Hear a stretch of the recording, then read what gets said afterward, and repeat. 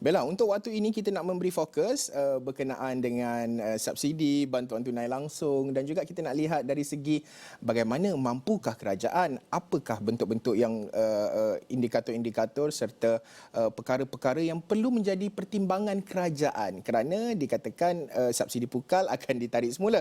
Jadi kita nak bercerita panjang bersama dengan Profesor Madya Dr. Yusof Syari, penganalisis ekonomi.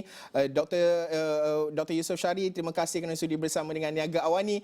Pertama sekali dalam kita nak memahami berkenaan dengan impak bantuan tunai langsung ini, kita nak tahu apakah indikator penting yang perlu dipertimbang kerajaan dalam memberi bantuan tunai langsung ini. Saya baca ada yang menyatakan perlu melihat kepada GDP, pungutan cukai, banyak perkara-perkara yang perlu dipertimbangkan oleh sesebuah kerajaan, terutama melibatkan negara membangun ini, Doktor. Haris, keadaan sekarang ini kita melihat pada indikator, kita belum melihat pada situasi ekonomi semasa ya.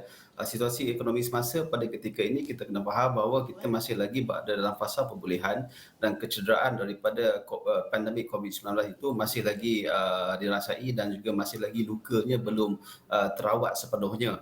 Dan kita menghadapi pada tahun ini seperti dijangkakan pada akhir tahun lalu dan juga di awal tahun ini ya, pemulihan ini sangat mencabar. Tahun ini kita ada menghadapi pelbagai masalah, bukan saja kekangan disebabkan oleh geopolitik yang berlaku di luar sana, disebabkan oleh rantaian bekalan global yang terganggu dan juga disebabkan oleh kekurangan pekerja juga. Antara ini tiga antara faktor yang menyebabkan impak kepada ekonomi turut cukup terasai, terutamanya kalau kita bicara berkenaan dengan kos sara hidup yang menghambat ekonomi Malaysia pada ketika ini ya.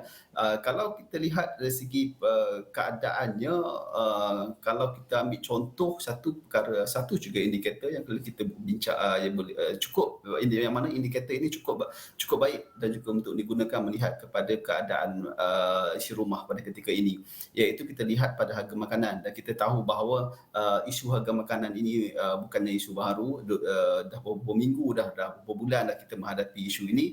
In fact, saya di awal ni dah 3 minggu turut sebelum ini kita tengok pada hujung minggu apa berlaku pada minggu berikutnya, ada isunya masih sama, iaitu isu harga makanan, Haris. Dan kita lihat bahawa pada 2 bulan lepas, iaitu bulan Mac dan bulan April, kita lihat indeks harga pengguna untuk makanan dan minuman ini ya meningkat pada paras yang sangat tinggi, iaitu melepasi 4.0. Pada pengiraan saya, kalau mereka yang berpendapatan bawah 2,000, jika 3 bulan berikutnya ini harga makanan masih lagi berada di paras, indeks harga pengguna naik masih lagi di paras 4.0, Haris, maka golongan ini cukup terkesan dan bantuan perlu diberikan secepat yang mungkin. Kerana pengiraan saya mendapati bahawa mereka, keadaan pendapatan mereka hanya, bagi mereka yang berpendapatan 2,000 ke bawah ni hanya cukup untuk bertahan 5 bulan. Jika indeks harga pengguna untuk makanan dan minuman terus naik melepasi paras 4.0. Jadi apakah pendekatan yang sesuai dalam pemberian bantuan tunai ini secara tanpa syarat ataupun yang bersasar kepada golongan tertentu sahaja? Menarik soalan Nina ini kerana telah diperdebatkan juga banyak. Saya ingat saya di awal ni juga dah bertahun-tahun isu ini juga dibangkitkan ya, dibincangkan, terutamanya pada ketika dahulu kita bicara tentang bantuan BRIN. Kita juga bincang isu sama ada bagi cash ke ataupun sebaliknya. Baik, kalau ikut international practice ya, negara-negara yang sedang bangun ni dah banyak terarah kepada berubah daripada pendekatan cash transfer yang berbentuk universal kepada cash transfer yang berbentuk conditional ataupun bersyarat ya. Tapi dia ada timbal baliknya di situ ya, Haris dan Nina. Dalam keadaan sekarang ini, jika kita nak amalkan pendekatan yang bersasar ataupun yang targeted dan bersyarat contohnya, itu akan melibatkan kita panggil administrative capacity yang tinggi. Kita perlukan kapasiti pentadbiran yang tinggi dan kita dalam keadaan sekarang ni, pada pandangan saya tidak confident kerajaan bersedia ya. Segala agensi kerajaan, segala gerak kerja itu kalau kita laksanakan, contohnya kita nak laksanakan secara sasar bantuan bersasar, dan saya tidak yakin dan kita boleh capai sasaran tersebut dengan baik. Jadi yang mudah pada ketika ini adalah bantuan tunai. Tetapi kita faham bahawa kalau bantuan tunai yang bersifat universal dan menyeluruh ini dia tidak baik disebabkan oleh dua perkara utama. Ya, yang pertama, bila kita bagi tunai, ini akan menyokong kepada harga ataupun tekanan kepada inflasi. Kerana kita faham bahawa sekarang ni kita di pihak pengeluar ni mereka ada masalah supply chain dan masalah pengeluaran yang terhad ni. Apabila kita pump duit dan melalui bantuan tunai, ini akan menyebabkan permintaan akan bertambah. Apabila permintaan bertambah dari satu sudut dan penawaran tidak dapat menyokong pertambahan itu, ini akan menyebabkan harga cenderung untuk naik. Jadi kita akan menyebabkan satu lagi masalah baru, mungkin harga mungkin akan tekan lagi lebih tinggi. Yang seterusnya adalah kalau kita bagi bentuk tunai ini, kita tidak pasti ya, kerana kita memberi bantuan tunai ini supaya kita tujuannya adalah untuk kita nak memastikan basic needs ataupun keperluan utama asas itu dapat dipenuhi. Jika kita beri dalam bentuk tunai, kemungkinan ya ini tidak akan diterjemahkan kepada perbelanjaan yang betul ya. Tetapi dalam keadaan sekarang kita juga kena terima hakikat bahawa kadang-kadang memberi dalam bentuk tunai ini adalah isu yang satu bentuk bantuan yang populis dan juga satu perkara yang akan memberi gambaran yang baik kepada kerajaan. Tetapi pokoknya kalau kita berbicara tentang kos dan juga manfaatnya, situasi kita perlu cari situasi yang mana kos yang rendah dan manfaat lebih kepada rakyat. Itu perlu dilakukan. Dr. Yusof, kalau kita bercakap berkenaan dengan subsidi pukal ini, paling dekat yang ataupun paling panas sekarang ini adalah berkenaan dengan isu petrol lah, minyak. Dari segi RON 95. Kalau kita tengoklah macam mana kita nak melihat ataupun melaksanakan subsidi minyak dalam pada masa sama untuk memastikan tidak berlaku ketirisan ataupun perlu ada sistem untuk menangani ketirisan ini. Kalau Petronas kita tengok ada aplikasi Settle sebagai contoh, tetapi syarikat minyak lain nampaknya tak ada lagi aplikasi tertentu. Mungkin bagaimana kita nak memahami ataupun bentuk pendekatan lah apabila subsidi pukal ini ditarik balik? Yang pertama, apabila kita nak tarik balik subsidi pukal, terutamanya subsidi minyak ini, kita kena pastikan bahawa penarikan ini tidak memberi impak yang berganda kepada mereka yang berpendapatan rendah.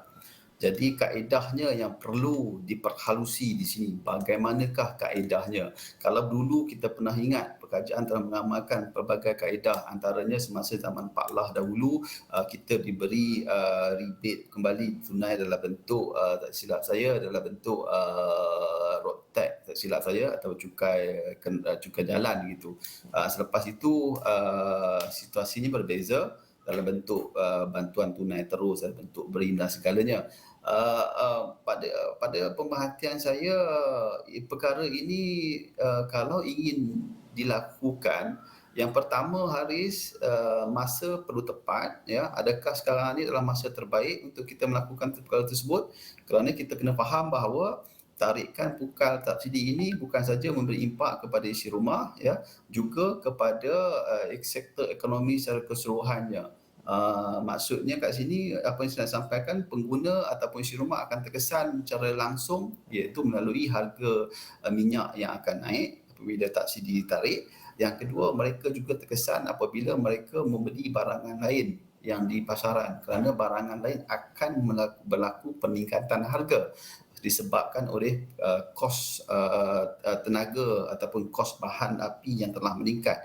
Jadi pertimbangan yang pertama, adakah masa sekarang adalah masa terbaik untuk kita laksanakan tersebut, dalam mana keadaan kita sekarang dihambat oleh kos sara hidup yang tinggi, harga barang dah cukup tinggi, terutamanya harga makanan pada ketika ini.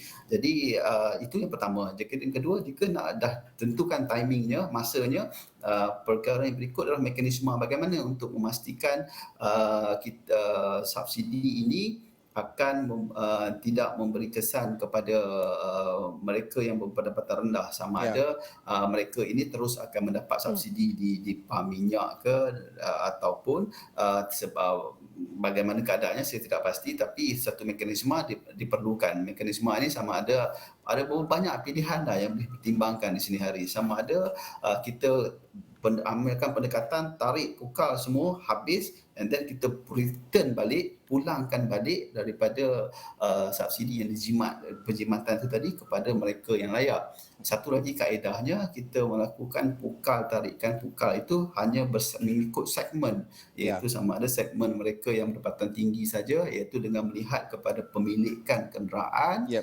ataupun kaedah lain. Ya. Baik doktor, secara ringkas berbakikan 1 minit saja, apakah best practice yang kita boleh ambil, contoh-contoh pelaksanaan mekanisme yang sama daripada negara-negara membangun yang lain? Kalau kita bicara tentang harga minyak ini, ya, kalau kita ambil pendekatan nak kurangkan kos pentadbiran dan juga untuk mengelakkan, untuk meningkatkan kecekapan ekonomi itu, kita tarik pukar semua sekali keseluruhannya, kemudian kita pulangkan balik kepada mereka yang terkesan dan juga mereka yang berpendapatan rendah, sama ada dalam bentuk bayaran tunai ataupun dalam bentuk perkara-perkara lain yang boleh dirasakan sesuai pada ketika itu. Itu yang paling mudah dan kos pentadbiran yang rendah kepada kerajaan. Tetapi penarikan itu tidak boleh sekaligus. Itu Nina, dia perlu gradual, perlahan supaya ekonomi tidak terkejut. Ya.